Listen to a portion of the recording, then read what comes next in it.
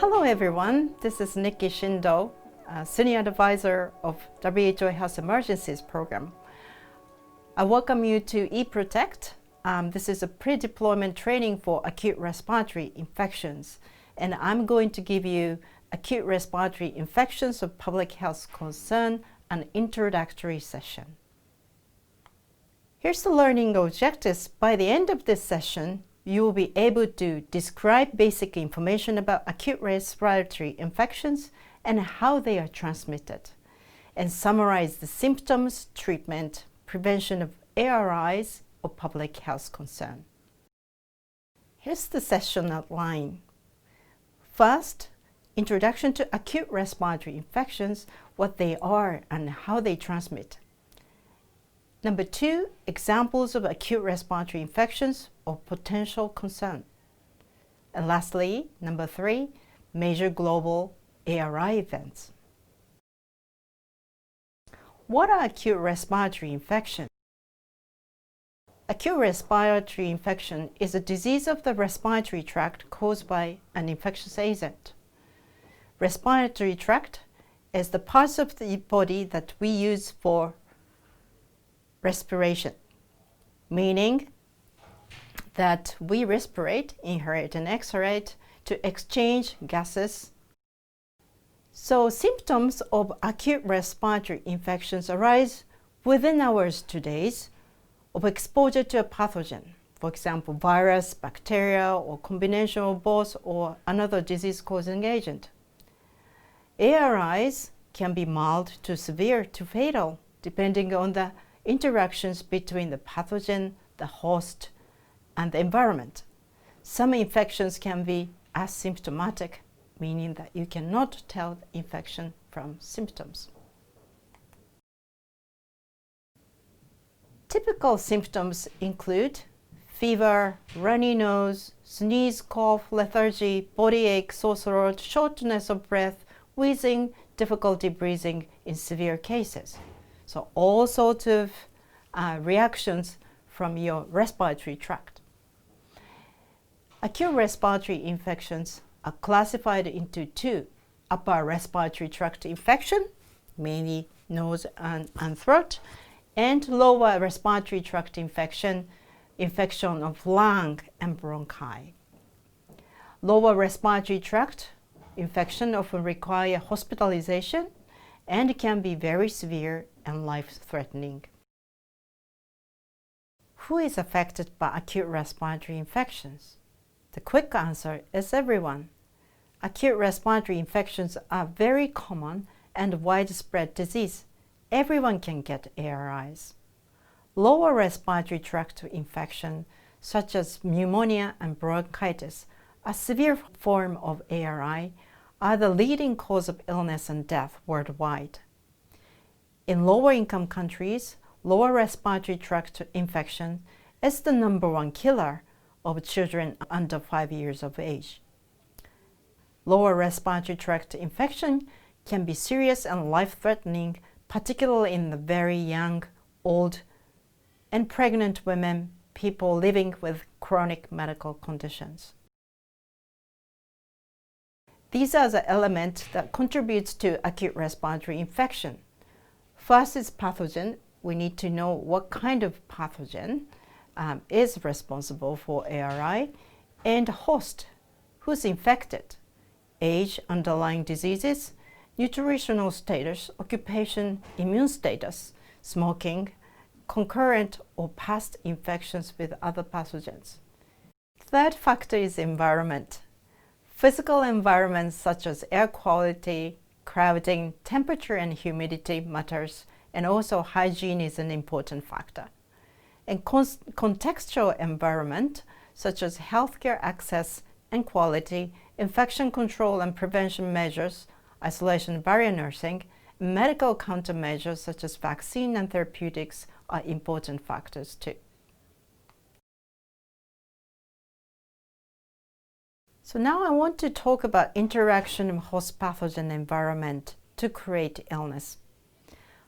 Host susceptibility, disease transmission, and disease severity are all variable for respiratory infections because of the interactions of the host, pathogen, and environmental factors.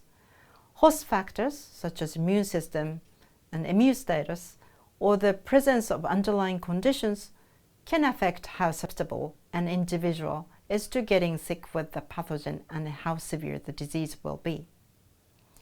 Variations in the pathogen can affect how easily it is transmitted and how severe the disease will be as well. The environmental factors, both physical and social, can also affect the transmission of a pathogen, as well as the susceptibility of a host to infection.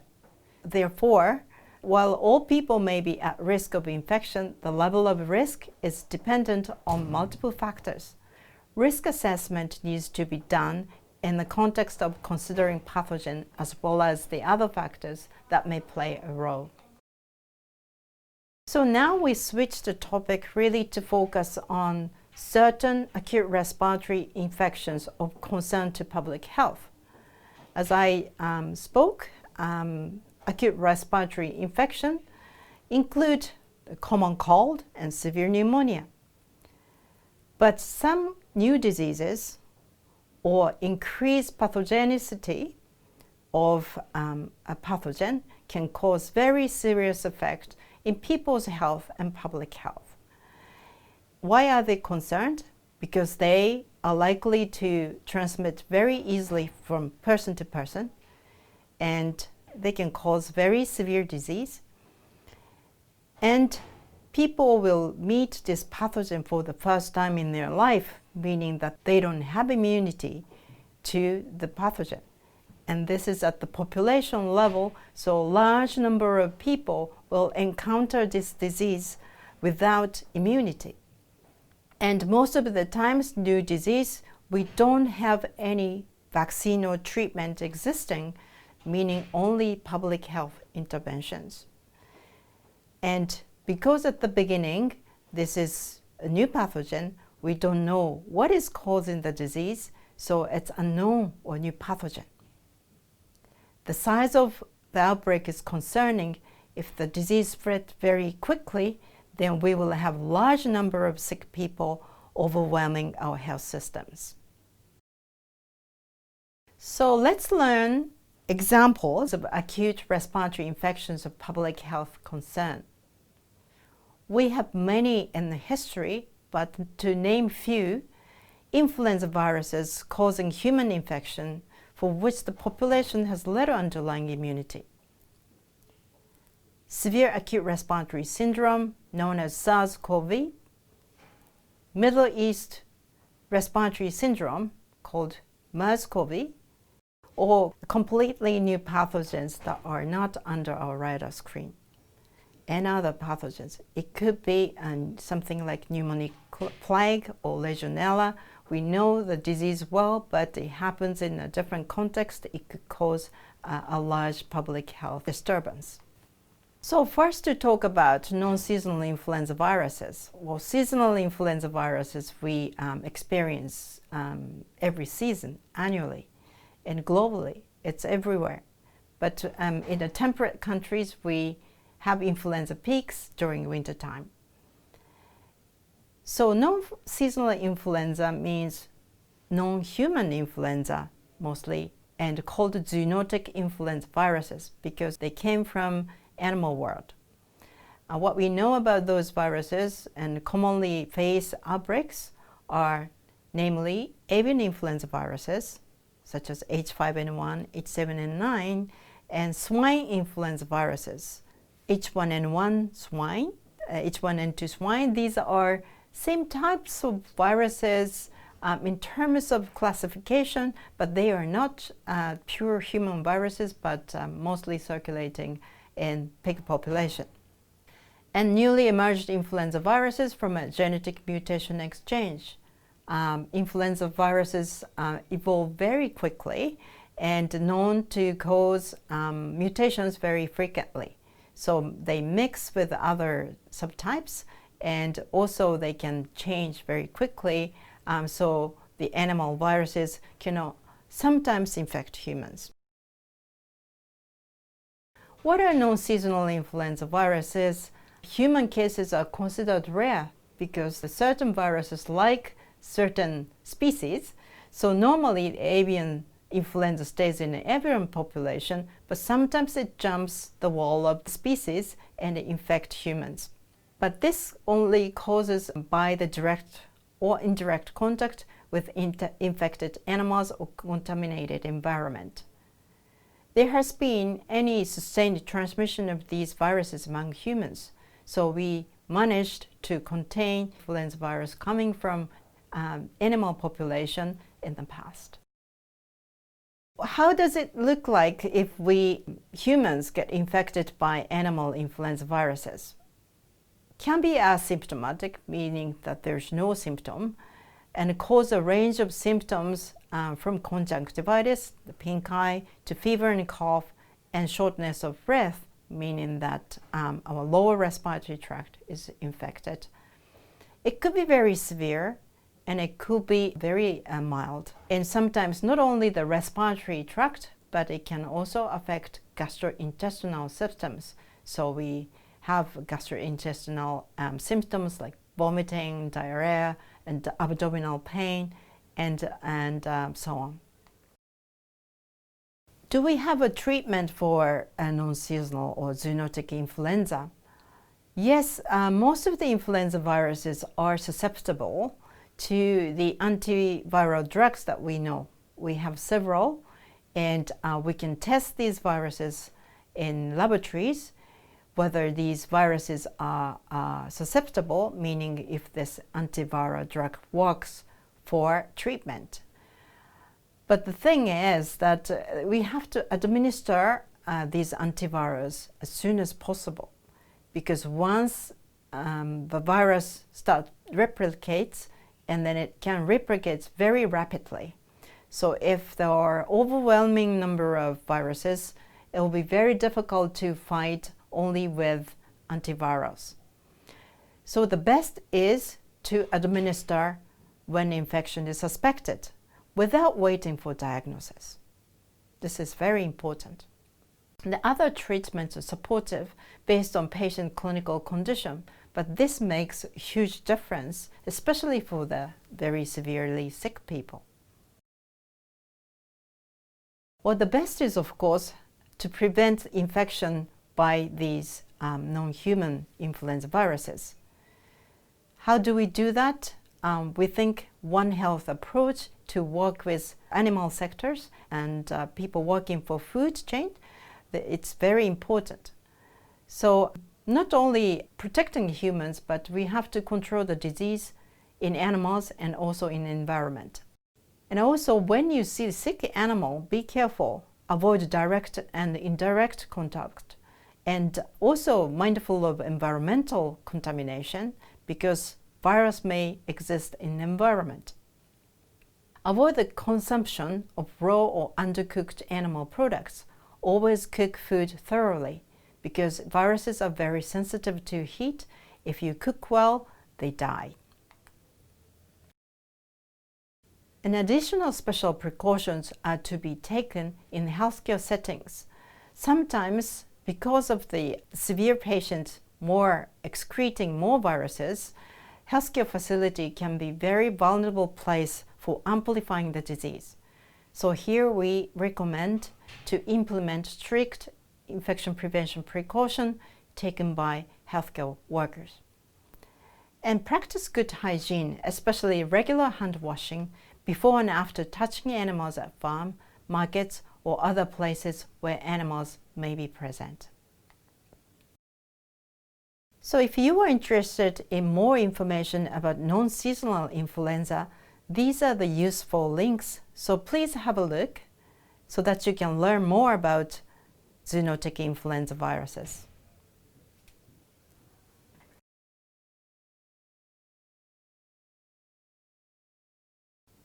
The second acute respiratory infection of public health concern is Middle Eastern Respiratory Syndrome. It's called MERS in short. MERS is an acute respiratory infection caused by a coronavirus family called the MERS-CoV. And this disease was first reported in a severe pneumonia patient in Kingdom of Saudi Arabia in 2012. As of January 2020, it has caused over 2,500 human infections and over 800 deaths. Most human cases have been reported in the countries of Arabian Peninsula. Cases and outbreaks have been reported by countries outside the Middle East, but these are usually related to infection initially acquired in Middle East. Human-to-human transmission in healthcare setting accounts for the majority of MERS cases worldwide. MERS-CoV has not yet caused widespread outbreaks outside of healthcare settings. There was a large outbreak associated with hospitals in the Republic of Korea in May to June 2015, following a human case, just one case, introduced in Korea who had traveled to the Middle East. MERS-CoV is widely circulating among dromedary camels, thought to be transmitted to humans via direct and indirect with camels and camel-related products, for example, raw camel milk.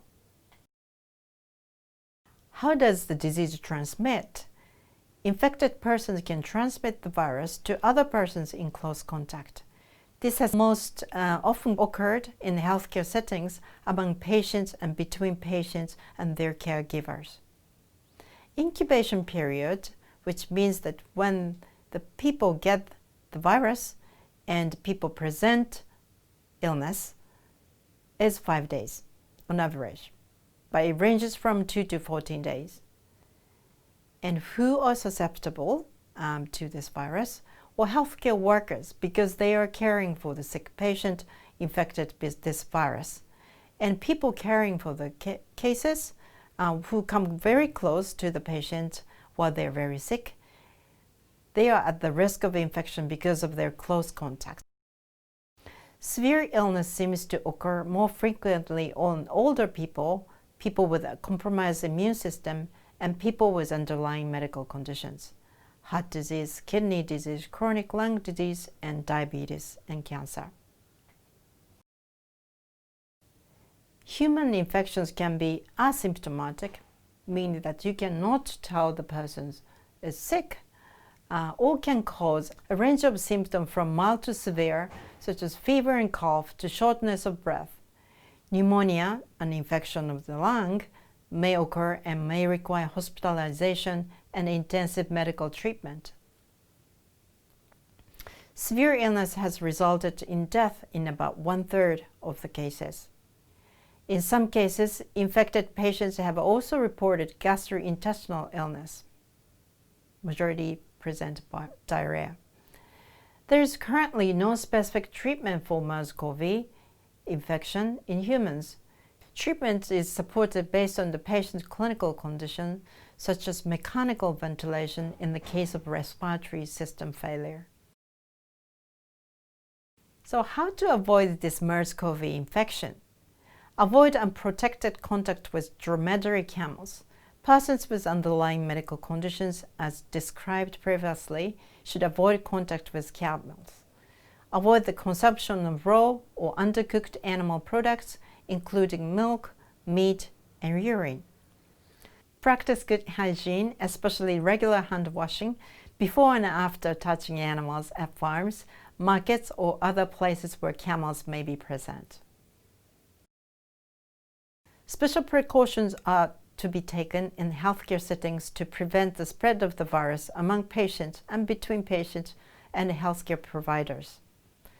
For more information about MERS, you can follow these links to have a look at our MERS dedicated website with more information. So now we are going to review some of the major global ARI events. Here are some examples historically known as major global ARI events. Influenza pandemic. We believe that influenza pandemics recurs to the world every 10 to 14 years interval. In 1997, avian influenza A H5N1 in humans occur in Hong Kong Special Administrative Region. This was the introduction of first known avian influenza A, which caused very severe diseases and death. In 2002, SARS coronavirus emerged in China, caused more than 8,000 patients. In 2003, avian influenza A H5N1 recurred and spread in Eurasia and Africa, caused human infections in 15 countries. In 2012, MERS-CoV was detected in Saudi Arabia. 2013, avian influenza A H7N9 emerged in humans in China.